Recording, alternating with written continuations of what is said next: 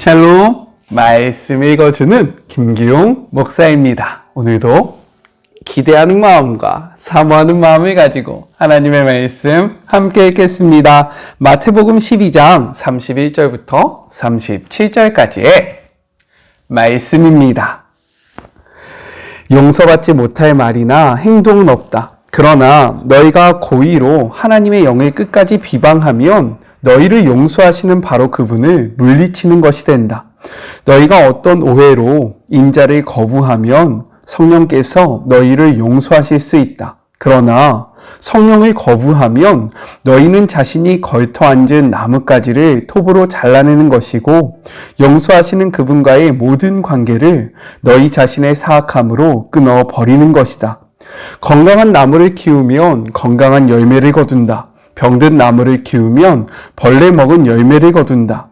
열매를 보면 나무를 알 수 있다. 너희 생각은 뱀 구덩이와 같다. 너희 생각이 그렇게 더러운데 어떻게 너희 말이 온전할 수 있겠느냐?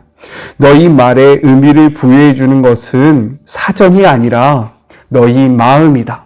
선한 사람은 철마다 선한 행실과 선한 말의 열매를 맺는다. 악한 사람은 과수원의 마른 병과 같다. 내가 너희에게 말한다. 이 부주의한 말 한마디 한마디가 되돌아와서 너희를 괴롭힐 것이다. 결산의 날이 올 것이다. 말에는 막강한 힘이 있다. 말에 신중을 기하여라. 말이 너희를 구원할 수도 있고 너희를 저주할 수도 있다. 이것은 하나님의 말씀입니다.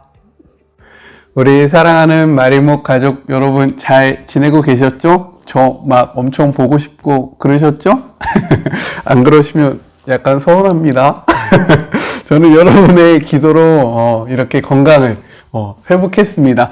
우리 사랑하는 마리목 가족들도요, 체력이 영성이니까 건강을 잘 관리하시는 우리 모두가 되었으면 좋겠습니다. 제가 이런 말 하는 게 좀 그렇긴 해도 우리 건강 잘 챙겨요. 아셨죠? 오늘의 말씀은요, 내용상 두 부분으로 나눠서 생각해 볼 수 있습니다. 먼저 첫 번째, 31절부터 33절, 성령을 모독하는 죄에 대해서 이야기를 하고 있어요. 오늘 말씀은 주일 말씀과 이어지는데요. 주일의 말씀이 무엇이었습니까? 귀신 들려서 눈 멀고 말 못하는 사람을 고쳐주시는 예수님을 바라보면서 두 가지 반응이 나오지 않아요? 무리는요, 예수님을 다윗의 자손이다, 즉 메시아다 라고 찬양을 하고요. 똑같은 모습을 바라보는 바리새인들은 무엇이라고 말합니까? 저가 귀신의 왕 바알세불의 힘을 입어서 저렇게 하는 것이다 라고 비아냥거립니다. 이러한 상황 가운데 예수님이 말씀하시는 거예요. 31절의 말씀 함께 읽겠습니다. 그러므로 내가 너희에게 이르노니 사람에 대한 모든 죄와 모독은 사심을 얻되 성령을 모독하는 것은 사심을 얻지 못하겠고 라고 말씀하십니다. 예수님은요, 지금 사람을 향한 죄와 하나님을 향한 죄를 구분하고 계신 거예요. 이어서 말씀하십니다. 32절의 말씀이에요.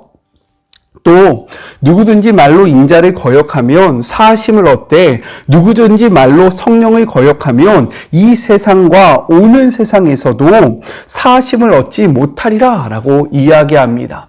인자는요, 예수님이 자기 자신을 지칭하실 때 사용했던 표현입니다. 그렇기 때문에 인자는 예수 그리스도를 나타내고 있다는 거예요. 이러한 예수님을 모독하고 거스리는 자들에게는요, 용서의 은혜가 열려있다라고 이야기하는 겁니다. 왜냐하면 예수님이 인간의 모습으로 오셨고 사람들의 기대와 다른 길로 가셨기 때문인 거죠. 그렇기 때문에 이를 깨닫지 못한 자들은요, 예수님이 누구신지도 모르고 예수님을 바로 바라보지 못했기 때문에 때로는 예수를 핍박하고 거절했다라는 겁니다. 따라서 그러한 예수님을 바로 알게 되고 예수님을 메시아로 인정하게 되면 언제든지 용서와 구원이 베풀어지는 것이 되는 거예요. 하지만 성령을 거부하는 것은요, 다른 문제라는 거죠. 이는 하나님의 일하심을 전면 부인하고 거부하는 행동으로 스스로 용서를 받을 은혜와 기회를 저버리고 심판을 붙잡는 것이기 때문에 죄사함을 받을 수 없다라고 이야기하는 겁니다.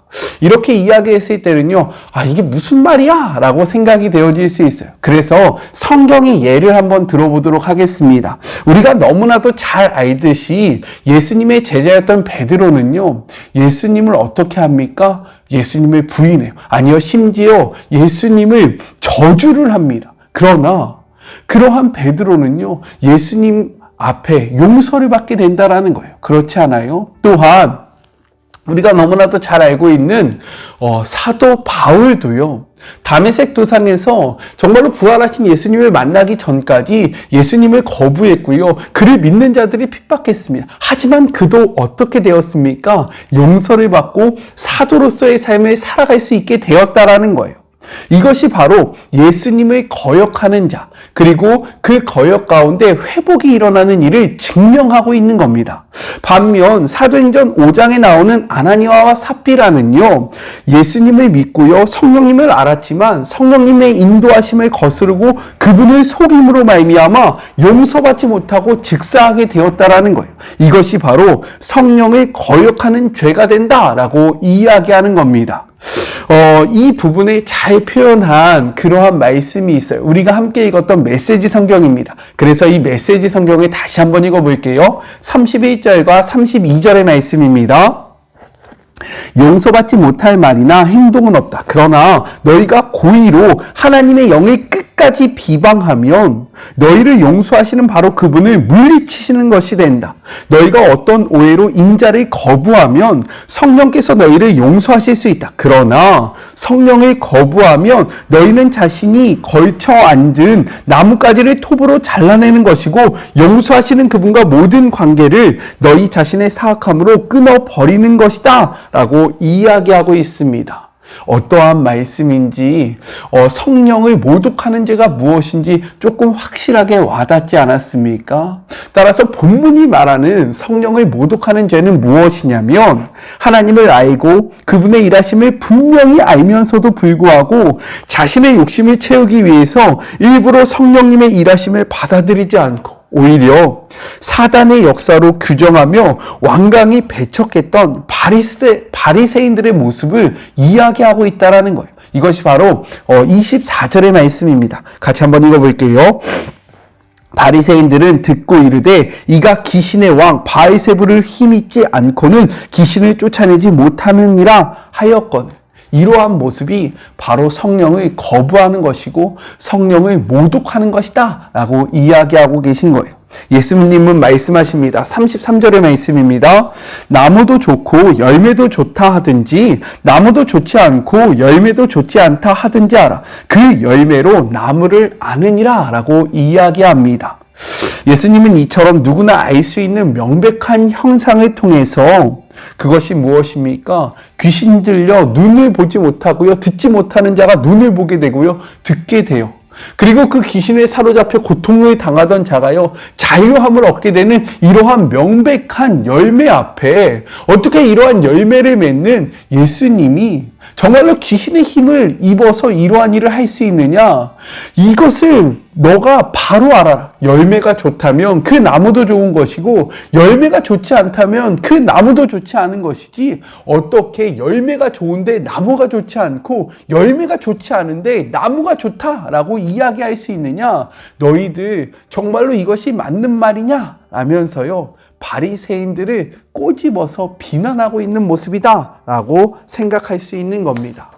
이 말씀 앞에 우리는 어떠합니까? 우리는 하나님을 알고 있지 않아요? 예수님을 믿지 않습니까? 성령님의 일하심을 바라보지 않아요? 그러면서도 우리의 만족과 우리의 유익을 위해서 이것들을 못 본 채 하거나 이것들을 비방하지 말라라고 말씀하고 계신 거예요.